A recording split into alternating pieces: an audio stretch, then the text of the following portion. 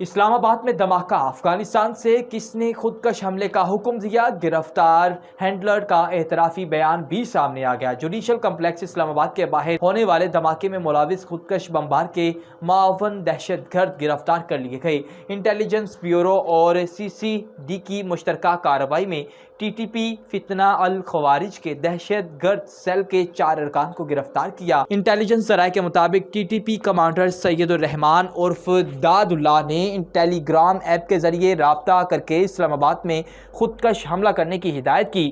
دوران تفتیش خودکش حملہ آور کے ہینڈلر ساجد اللہ عرف شینا نے اعتراف کر لیا۔ داد اللہ نے ساجد اللہ عرف شینا کو کی خودکش بمبار عثمان عرف کاری تصاویر بھیجیں تاکہ وہ اسے پاکستان میں وصول کریں۔ خودکش بمبار کا تعلق شماری عثمان عرف کاری قبیلے سے تھا اور وہ ننگنہار افغانستان کا رہائشی تھا۔ ذرائع کا بتانا ہے کہ افغانستان میں موجود TTP فتنہ الخوارج کے کمانڈر داد اللہ کی ہدایت پر ساجد اللہ عرف شینا پشاور سے خودکش جیکٹ حاصل کی اور اسے اسلام آباد پہنچایا۔ دھماکے کے روز ساجد اللہ نے خودکش بمبار عثمان عرف کاری کو خودکش جیکٹ پہنائی۔ TTP کی افغانستان میں موجود اعلیٰ قیادت پر ہر قدم پر اس نیٹ ورک کی رہنمائی کر رہی تھی۔ امیتابھ بچن دھرمیندر کی اسپتال سے لیک ہونے والی ویڈیوز پر شدید برہم ہو گئے۔ بالی would big be Amitabh Bachchan بھی لیجنڈری اداکار دھرمیندر کی اسپتال کے کیمرے سے بنائی گئی ویڈیوز لیک ہونے پر پڑے۔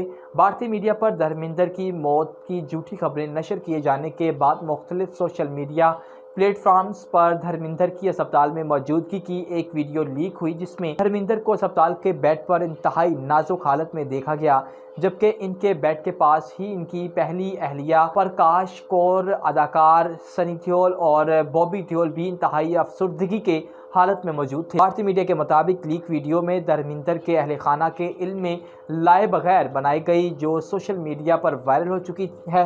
امیتابھ بچن نے اپنے بلاگ میں لیک ویڈیو پر شدید غصے کا اظہار کرتے ہوئے لکھا کہ کوئی اخلاقیات موجود نہیں، نہ ہی ذمہ داری کا احساس ہے۔ اس نازک لمحے کا خیال کیے بغیر محض ذاتی فائدے کے لیے امیتابھ بچن نے اپنے بلاگ میں لیک ویڈیو کے لیے ناقابل نفرت کا لفظ بھی بار بار استعمال کیا۔ سوزوکی نے اپنی نئی گاڑی میدان میں اتار دی ہے، جس میں پاک سوزوکی نے اپنی نئی کمپلین فرانکس SUV فرانکس باضابطہ نمائش کر دی ہے۔ ایونٹ کراچی ایکسپو سینٹر میں 14 سے 16 نومبر تک جاری رہے گا۔ نئے سوزوکی فرانکس 1.5 لیٹر انجن کے ساتھ متعارف کرائی گئی جو 103 ہارس پاور اور 138 نیوٹن میٹر ٹارک فراہم کرتی ہے، جبکہ اس میں 4 سپیڈ آٹومیٹک ٹرانسمیشن شامل ہیں۔ گاڑی میں 37 لیٹر کا فیول ٹینک نصب ہے، جبکہ جدید سہولیات میں 9 inch touch screen infotainment system, Android auto اور ایپل کار پلے کی سہولت بھی دی گئی ہے۔ ڈرائیور اسسٹ سسٹمز میں کروز HSC کنٹرول اور ہل ہولڈ کنٹرول، 360 ڈگری کیمرہ شامل ہیں۔ سیکیورٹی کے حوالے سے گاڑی میں 6 ایئر بیگز، پارکنگ سینسرز اور ABS کی سہولت فراہم کی گئی۔ اندرونی حصے میں digital climate control, rear AC vents اور وائرلیس چارجنگ اور ملٹی فنکشن اسٹیئرنگ کنٹرولر موجود ہے جو ڈرائیونگ کو زیادہ آرام دہ بناتا ہے۔ کمپنی کے مطابق خصوصیات انٹرنیشنل ٹریم کی بنیاد پر بیان کی گئی، جبکہ پاکستانی ویریئنٹ میں ممکنہ طور پر کچھ فیچرز مختلف ہو سکتے ہیں۔ بھارتی فضائیہ کا ایک اور طیارہ گر کر تباہ ہو گیا۔ بھارتی فضائیہ کا ایک اور طیارہ گر کر تباہ ہو گیا۔ بھارتی میڈیا کے مطابق بھارتی فضائیہ کا تربیتی طیارہ چنائی کے ضلع چنگل پٹو میں گر کر تباہ ہوا۔ ٹارٹس CP-7 طیارہ معمولی تربیتی پرواز پر تھا۔ پائلٹ نے بروقت طیارے سے نکل کر جان بچا لی۔ واضح رہے کہ گزشتہ 30 سال میں بھارتی فضائیہ کو 550 سے زائد فضائی حادثات کا سامنا کرنا پڑا، جن میں 150 سے زائد پائلٹس جان کی بازی ہار چکے ہیں۔ بھارتی ایویشنز کے حالیہ حادثات فضائی نظام کی کمزوریوں، ناقص پائلٹ تربیت اور SOPs کی خلاف ورزیوں کو نمایاں کرتے ہیں۔ پنجاب حکومت نے مینول اسلحہ لائسنس کی توثیق اور کمپیوٹرائزیشن کا عمل روک دیا۔ پنجاب حکومت نے مینول اسلحہ لائسنس کی توثیق اور کمپیوٹرائزیشن کا عمل روک دیا۔ محکمہ داخلہ نے مینول اسلحہ لائسنس کے حوالے سے تمام سابقہ احکامات فوری طور پر کالعدم قرار دے دیے ہیں۔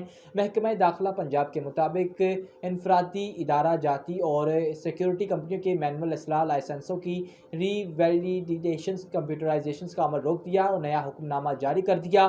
محکمہ داخلہ نے مینول اسلحہ لائسنس کے حوالے سے تمام سابقہ احکامات فوری طور پر کالعدم قرار دیتے ہوئے تمام ڈویژنل کمشنرز اور ایڈیشنل سیکرٹری جوڈیشل سے مارچ تا نومبر کمپیوٹرائز کے لیے اسلحہ لائسنس بارے رپورٹ طلب کر لی۔ پنجاب میں غیر قانونی اسلحہ جمع کرانے اور ڈی ویپنائزیشن مہم کے لیے کمشنر اور ڈپٹی کمشنر سے مفصل رپورٹیں 13 نومبر کی شام تک طلب کر لی گئیں۔ 2016 میں مینول اسلحہ لائسنس کی کمپیوٹرائزیشن کا عمل شروع کیا گیا تھا۔ مینول اسلحہ لائسنس کی کمپیوٹرائزیشن کی آخری تاریخ 31 دسمبر 2020 تھی۔ دسمبر 2020 تک کمپیوٹرائز نہ ہونے والے مینول اسلحہ لائسنس منسوخ کر دیے گئے۔ پنجاب حکومت نے مینول اسلحہ لائسنس کے حامل شہریوں اور اداروں کو کمپیوٹرائزیشن کے لیے آخری موقع فراہم کیا تھا۔